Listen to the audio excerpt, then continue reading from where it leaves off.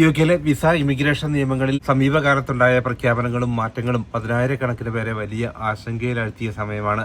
യുകെയിലെ ILR ഉൾപ്പെടെയുള്ള visa ആപ്ലിക്കേഷനുകൾ refuse ചെയ്യുന്ന നിരക്കിലും വലിയ വർധനവുണ്ടായിരിക്കുന്നു. എന്താണ് പ്രധാനമായും ILR ആപ്ലിക്കേഷനുകൾ റെഫ്യൂസ് ആകാനുള്ള കാരണമെന്ന് നോക്കാം. അതോടൊപ്പം തന്നെ ഹോം സെക്രട്ടറി ഷബാന മഹ്മൂദ് കഴിഞ്ഞ ദിവസങ്ങളിൽ നടത്തിയ പ്രഖ്യാപനങ്ങൾ എന്തൊക്കെയാണെന്ന് നോക്കാം. ഏറ്റവും പുതുതായി ഹോം സെക്രട്ടറി ഷബാന മഹ്മൂദ് നടത്തിയ പ്രഖ്യാപനങ്ങൾ അനുസരിച്ച് വിദേശ രാജ്യങ്ങളിൽ നിന്നും യുകെയിലെത്തി ക്രിമിനൽ കേസുകളിൽ ഉൾപ്പെട്ടവരെ നാട് കടത്തുന്ന പ്രഖ്യാപനങ്ങളാണ്. എത്രയും വേഗം തന്നെ അവരെ ഡീപ്പോർട്ട് ചെയ്യാനുള്ള ശ്രമങ്ങൾ ഗവൺമെന്റ് തുടങ്ങും. സീരിയസ് ആയിട്ടുള്ള ക്രിമിനൽ കേസുകളിൽ ഉൾപ്പെടുന്നവരുടെ എണ്ണം വർദ്ധിച്ച സാഹചര്യത്തിലാണ് ഇത്തരമൊരു നടപടിയിലോട്ട് ഗവൺമെന്റ് കടക്കുന്നതും. ആയിരക്കണക്കിന് പേരെ ഇത്തരത്തിൽ ഡീപ്പോർട്ട് ചെയ്യാനുള്ള നടപടികളാണ് ഗവൺമെന്റ് തുടങ്ങുന്നത്. വിദേശ രാജ്യങ്ങളിൽ നിന്നും എത്തി യുകെയിൽ ക്രിമിനൽ കേസുകളിൽ ഉൾപ്പെടുന്നവരുടെ എണ്ണം ഓരോ ദിവസവും കൂടി വരുന്നു. ഇത് രാജ്യത്തെ സുരക്ഷയെ കാര്യമായി ബാധിച്ചു. ഈ പശ്ചാത്തലത്തിലാണ് ജനകീയ താൽപര്യങ്ങളെ മുൻനിർത്തിക്കൊണ്ട് ക്രിമിനൽ കേസുകളിൽ ഉൾപ്പെട്ടവരെ നാട് കടത്തുമെന്ന പ്രഖ്യാപനം ഇപ്പോൾ ഹോം സെക്രട്ടറി നടത്തിയിരിക്കുന്നതും. വിദേശ ക്രിമിനലുകളെ യുകെയിൽ സംരക്ഷിക്കുന്ന നടപടികൾ കുറെ കാലമായി രാജ്യം സ്വീകരിച്ചു വന്നു. എന്നാൽ ജോലി ചെയ്യുന്നവരുടെ നികുതി പണം ഇത്തരം കാര്യങ്ങൾക്ക് വേണ്ടി ഉപയോഗിക്കേണ്ടതില്ലെന്നും ഗവൺമെന്റിന്റെ ചെലവ് ചുരുക്കുന്നതിനും കുറ്റവാളികളെ ഡീപ്പോർട്ട് ചെയ്യുന്നതിലൂടെ കഴിയുമെന്ന അഭിപ്രായത്തിലോട്ടാണ് ഗവൺമെന്റ് എത്തിയിരിക്കുന്നത്.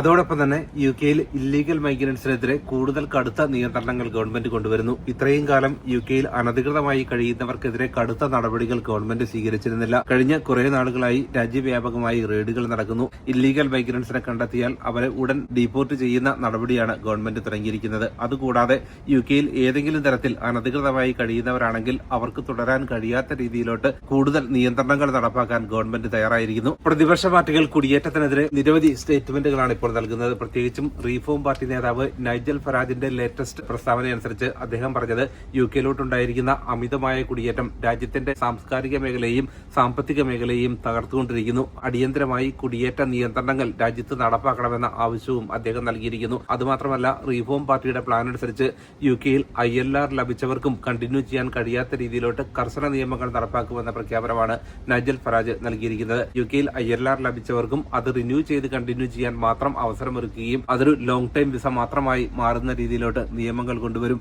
പൗരത്വം ലഭിക്കുക എന്നുള്ളത് വലിയ ബുദ്ധിമുട്ടാകുന്ന നിയമങ്ങളാണ് റീഫോം നടപ്പാക്കുക എന്ന പ്രഖ്യാപനവും അവർ നൽകിയിരിക്കുന്നു. യുകെയിൽ ILR ഉള്ളവർക്കും അത് നഷ്ടപ്പെടുന്ന സാഹചര്യമുണ്ടായാൽ ഹെൽത്ത് കെയർ മേഖല ഉൾപ്പെടെ വലിയ പ്രതിസന്ധിയിലോട്ട് നീങ്ങുമെന്ന അഭിപ്രായവും വിദഗ്ധർ പങ്കുവയ്ക്കുന്നു. അതേസമയം നിയമപരമായ കുടിയേറ്റം പോലും രാജ്യത്തിന് വലിയ സാമ്പത്തിക ബാധ്യത ഉണ്ടാക്കുന്നു എന്ന പ്രസ്താവനയാണ് നൈജൽ ഫറാജ് നൽകിയത്. റീഫോം പാർട്ടിയുടെ മറ്റൊരു പ്രധാന നേതാവായ സിയ യൂസഫിന്റെ പ്രതികരണമനുസരിച്ച് യുകെയിലോട്ട് അനധികൃതമായി എത്തുന്നത് പൂർണ്ണമായും തടയുന്നതിന് പ്രത്യേക പ്ലാനുകൾ അവർ നടപ്പാക്കും. യുകെയിലോട്ട് ചെറു ബോട്ടുകളിൽ അനധികൃതമായി എത്തുന്നവരെ പ്രത്യേക ഡീറ്റൻഷൻ സെന്ററുകളിൽ താമസിപ്പിക്കും. ഇപ്പോൾ നിലവിലെ രീതി അനുസരിച്ച് അവർക്ക് ഹോട്ടലുകൾ ഉൾപ്പെടെയുള്ള അക്കോമഡേഷനുകളാണ് ഗവൺമെന്റ് നൽകുന്നത്. അത് പൂർണ്ണമായും ഇല്ലാതാക്കി അവരെ താമസിപ്പിക്കുന്നതിന് വേണ്ടി പ്രത്യേക ഡീറ്റൻഷൻ സെന്ററുകൾ സ്ഥാപിച്ച് അവിടെ മാത്രം അവർക്ക് താമസിക്കാൻ അനുമതി നൽകും. ക്രിമിനൽ പശ്ചാത്തലമുള്ളവർ ഉൾപ്പെടെയുള്ളവർ യുകെയിലോട്ട് എത്തുകയും അവർക്ക് സൊസൈറ്റിയുമായി ഇടപഴകാൻ അവസരം നൽകിയത് രാജ്യസുരക്ഷയെ ബാധിച്ചു എന്ന അഭിപ്രായത്തിലോട്ടാണ് റീഫോം എത്തിയിരിക്കുന്നത്. പുതിയ സാഹചര്യത്തിൽ യുകെയിൽ ILR ഉൾപ്പെടെയുള്ള ആപ്ലിക്കേഷനുകൾ നൽകുമ്പോൾ അത് നിരസിക്കുന്നവരുടെ എണ്ണത്തിലും വലിയ വർധനവാണ് സൂചിപ്പിക്കുന്നത്. പുതിയ ILR നിയമം ഗവൺമെന്റ് പ്രഖ്യാപിക്കുമെന്ന സൂചനകൾ നൽകിയത് കൂടാതെ നിലവിലെ സാഹചര്യമനുസരിച്ചും ആപ്ലിക്കേഷനുകൾ റെഫ്യൂസ് ആകുന്നവരുടെ എണ്ണം വർദ്ധിച്ചിരിക്കുന്നു.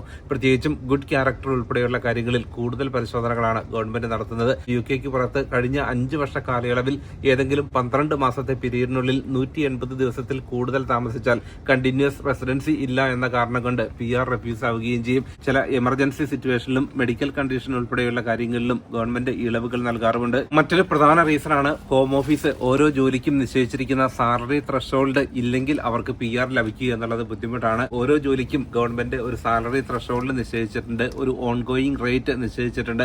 അതിൽ താഴെ സാലറിയാണ് അവർക്ക് ലഭിക്കുന്നതെങ്കിലും PR അഥവാ ILR ലഭിക്കുക എന്നുള്ളത് ബുദ്ധിമുട്ടാകും. ഇക്കഴിഞ്ഞ കുറെ നാളുകളായി കെയർ അസിസ്റ്റന്റുമാരായി ജോലി ചെയ്യുന്നവർക്ക് PR ലഭിക്കുന്നതിന് തടസ്സം നേരിട്ട കാരണങ്ങളിലൊന്നാണ് അവരുടെ പേ സ്ലിപ്പിലും ബാങ്ക് സ്റ്റേറ്റ്മെന്റുകളിലും ഉള്ള സാലറിയിലുണ്ടായ വ്യത്യാസം. പേ സ്ലിപ്പിൽ ഒരു സാലറി, അവർക്ക് ലഭിച്ച ബാങ്ക് സ്റ്റേറ്റ്മെന്റിൽ മറ്റൊരു സാലറി. ഇത്തരത്തിലുള്ള പൊരുത്തക്കേടുകൾ ഉണ്ടായാൽ അതേക്കുറിച്ച് കൂടുതൽ ഇൻവെസ്റ്റിഗേഷൻ ഉണ്ടാകും. എന്തുകൊണ്ടാണ് ഇങ്ങനെ ഒരു വ്യത്യാസം എന്നതിനെക്കുറിച്ചുള്ള കൂടുതൽ ചോദ്യങ്ങൾ ഉണ്ടാകും. അത് PR ആപ്ലിക്കേഷനുകളെയും ബാധിക്കുന്ന സാഹചര്യമാണുള്ളതും. PR ആപ്ലിക്കേഷനുകൾ നൽകുമ്പോൾ എംപ്ലോയർ ലെറ്റർ നിർബന്ധമാണ്. അതിലെ ഇൻഫർമേഷനിൽ ഉണ്ടാകുന്ന പൊരുത്തക്കേടുകളും PR നിരസിക്കാൻ കാരണമാകും. മുൻപുണ്ടായിരുന്നതിനേക്കാൾ കൂടുതൽ പരിശോധനകളാണ് വിസ ആപ്ലിക്കേഷനുകളുടെ കാര്യത്തിൽ ഗവൺമെന്റ് നടത്തുന്നത്. പ്രത്യേകിച്ചും ILR അഥവാ സ്ഥിര താമസത്തിനുള്ള അപേക്ഷകൾ നൽകുമ്പോൾ അവർ യുകെയിൽ ഉണ്ടായിരുന്ന കാലയളവിൽ ഏതെങ്കിലും സമയത്ത് അനധികൃതമായി താമസിച്ചിട്ടുണ്ടോ, ഇമിഗ്രേഷൻ നിയമങ്ങൾ ബ്രേക്ക് ചെയ്തിട്ടുണ്ടോ, ഇക്കാര്യങ്ങൾ സീരിയസ് ആയി പരിഗണിക്കുന്നു. ഓവർസ്റ്റേ ഉൾപ്പെടെയുള്ള കാര്യങ്ങളുണ്ടെങ്കിൽ അവർക്ക് നിലവിലെ സാഹചര്യം അനുസരിച്ച് അനുസരിച്ച് ILR ലഭിക്കുക എന്നുള്ളത് വലിയ ബുദ്ധിമുട്ടായിരിക്കുന്നു. പലരും പറഞ്ഞ മറ്റൊരു പ്രധാന റീസണാണ് തെറ്റായ വിവരങ്ങൾ നൽകിയതിന്റെ പേരിൽ അവർക്ക് PR ലഭിച്ചില്ല എന്നുള്ളത്. മുൻപ് വിസ ആപ്ലിക്കേഷനുകൾ നൽകിയപ്പോൾ അവർ നൽകിയ വിവരങ്ങളും ILR ആപ്ലിക്കേഷനുകളിൽ നൽകിയ വിവരങ്ങളിലും വലിയ വ്യത്യാസങ്ങളുണ്ടായി. അതേക്കുറിച്ച് കൂടുതൽ ചോദ്യങ്ങളുണ്ടായി. കൃത്യമായ ഉത്തരം നൽകാൻ കഴിയാത്ത സാഹചര്യത്തിൽ അവർക്ക് വിസ റിഫ്യൂസ് ആവുകയും ചെയ്തു. അതുകൊണ്ട് തന്നെ മുൻപ് വിസ ആപ്ലിക്കേഷനുകളിൽ നൽകിയിരിക്കുന്ന വിവരങ്ങളിൽ നിന്നും വ്യത്യസ്തമായ കാര്യങ്ങൾ ILR ആപ്ലിക്കേഷനുകളിൽ നൽകിയാൽ അത് ആപ്ലിക്കേഷൻ റിഫ്യൂസ് ആകാൻ കാരണമാകും. പുതിയ വിസ നിയമങ്ങൾ നിലവിൽ വന്നോ, PR ലഭിക്കുന്നത് 10 വർഷമാക്കി വർദ്ധിപ്പിച്ചോ തുടങ്ങിയ സംശയങ്ങൾ ഇപ്പോഴും ധാരാളം പേർ ചോദിക്കുന്നു. അത്തരമൊരു നിയമം UK-യിൽ നിലവിൽ വന്നിട്ടില്ല. അത് ഗവൺമെന്റ് അനൗൺസ് ചെയ്യാൻ പോകുന്നതേയുള്ളൂ. നിലവിൽ UK-യിൽ 5 വർഷം വർക്ക് വിസയിൽ കംപ്ലീറ്റ് ചെയ്തവർക്ക് ILR ലഭിക്കുന്നതിന് യാതൊരു തടസ്സവുമില്ല. അവരുടെ കൂടെ എത്തിയ ഡിപ്പെൻഡൻസിനും അവരോടൊപ്പം തന്നെ 5 വർഷം കംപ്ലീറ്റ് ആയിട്ടുണ്ടെങ്കിൽ ഈസിയായി PR ലഭിക്കും. മുൻപുണ്ടായിരുന്ന അതേ നിയമങ്ങൾ തന്നെയാണ് ഇപ്പോൾ രാജ്യത്ത് നിലനിൽക്കുന്നത്. പുതിയ പ്രഖ്യാപനങ്ങൾ വരുമ്പോൾ ഇനി എന്നു മുതലാണ് PR നിയമങ്ങളിൽ മാറ്റങ്ങൾ വരിക എന്ന പ്രഖ്യാപനങ്ങൾ ഗവൺമെന്റ് നൽകിയാൽ മാത്രമേ അതിലൊരു മാറ്റമുണ്ടാകൂ. മറ്റൊരു കാര്യം എല്ലാവരും ശ്രദ്ധിക്കേണ്ടത്, നിങ്ങൾ UK-യിൽ താമസിച്ച ആ ഒരു കാലയളവിൽ നിങ്ങൾ എവിടെ താമസിച്ചു എന്നതിന്റെ പ്രൂഫ് കൃത്യമായി സൂക്ഷിക്കുക. റെന്റൽ അഗ്രിമെന്റ് ആകാം, യൂട്ടിലിറ്റി ബില്ലാകാം, അതൊക്കെ കൃത്യമായി സൂക്ഷിക്കുക. PR ആപ്ലിക്കേഷന്റെ സമയത്തും ഒരുപക്ഷെ അത് ആവശ്യമായി വന്നേക്കും. UK-യിൽ താമസിക്കുന്നവർക്ക് ഒരു യൂട്ടിലിറ്റി ബില്ല് ലഭിക്കുക എന്നുള്ളത് വളരെ എളുപ്പമാണ്. നിങ്ങൾക്കൊരു ഫോൺ ഉണ്ടെങ്കിൽ UK നമ്പർ ആണെങ്കിൽ പ്രത്യേകിച്ചും വോഡാഫോണോ, ഇഇഒ, വെർജിനോ, O2O ഉൾപ്പെടെയുള്ള UK നമ്പർ നിങ്ങൾക്കുണ്ടെങ്കിൽ അത് മന്ത്ലി കോൺട്രാക്ട് ആക്കി മാറ്റാം. സിമ്മിന് മാത്രമായി കോൺട്രാക്ട് ലഭിക്കും. ഫോൺ വാങ്ങണമെന്ന് യാതൊരു നിർബന്ധവുമില്ല. ആ ഒരു ചെറിയ എമൗണ്ട് നിങ്ങൾ നൽകുമ്പോൾ സ്റ്റേറ്റ്മെന്റ് ഫിസിക്കലായി നിങ്ങളുടെ അഡ്രസ്സിലോട്ട് അയച്ചു തരാൻ ആവശ്യപ്പെടുകയാണെങ്കിൽ അത് നിങ്ങൾക്ക് യൂട്ടിലിറ്റി ബില്ലായി ഉപയോഗിക്കുകയും ചെയ്യാം. അതോടൊപ്പം തന്നെ നിങ്ങൾ താമസിക്കുന്ന സ്ഥലത്ത് ഇനി ഏജൻസി വഴിയാണ് നിങ്ങൾ വീടെടുത്തിട്ടുള്ളത്, അതല്ലെങ്കിൽ മറ്റ് ഷെയറിംഗ് അക്കോമഡേഷനിലാണെങ്കിൽ പോലും നിങ്ങൾക്കൊരു യൂട്ടിലിറ്റി ബില്ല് ലഭിക്കാൻ ബുദ്ധിമുട്ടൊന്നുമില്ല.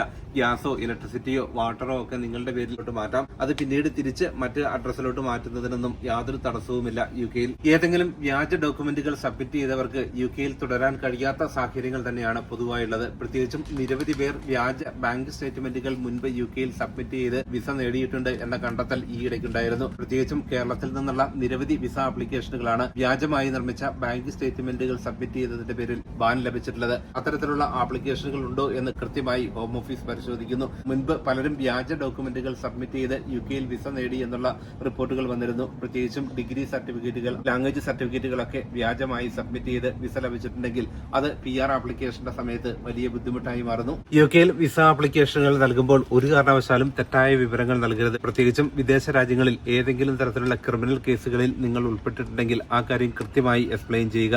UK-യിലോ വിദേശ രാജ്യങ്ങളിലോ ഉള്ള ക്രിമിനൽ പശ്ചാത്തലങ്ങളെല്ലാം റിവീൽ ചെയ്യണമെന്ന നിയമമാണ് രാജ്യത്ത് നിലനിൽക്കുന്നത്. അതുകൊണ്ട് തന്നെ ഏതെങ്കിലും സീരിയസ് ക്രിമിനൽ കേസുകളിൽ ഉൾപ്പെട്ടിട്ടുണ്ടെങ്കിൽ, കോടതി ശിക്ഷിച്ചതുൾപ്പെടെയുള്ള കേസുകളുണ്ടെങ്കിൽ അത് കൃത്യമായി എക്സ്പ്ലെയിൻ ചെയ്യേണ്ടി വരും. അത് മറച്ചുവെച്ച സാഹചര്യത്തിൽ പിന്നീട് ഹോം ഓഫീസ് അത് കണ്ടെത്തുകയും അവർക്ക് ബാൻ ലഭിക്കുകയും ചെയ്ത നിരവധി കേസുകളാണ് UK-യിലുള്ളതും. മറ്റൊരു പ്രധാന കാര്യമാണ് ഗവൺമെന്റ് ഡെപ്റ്റ് ഉള്ളവരുടെ കാര്യത്തിൽ NHS ഹോസ്പിറ്റലുകളിലെ ബില്ല് അടയ്ക്കാത്തതിന്റെ പേരിൽ മാത്രമല്ല, ട്രാഫിക് പിഴകൾ അടയ്ക്കാത്തത് ഉൾപ്പെടെയുള്ള പബ്ലിക് ഡെപ്റ്റുകളെല്ലാം ഈ ഒരു കാറ്റഗറിയിൽ ഉൾപ്പെടുന്നു.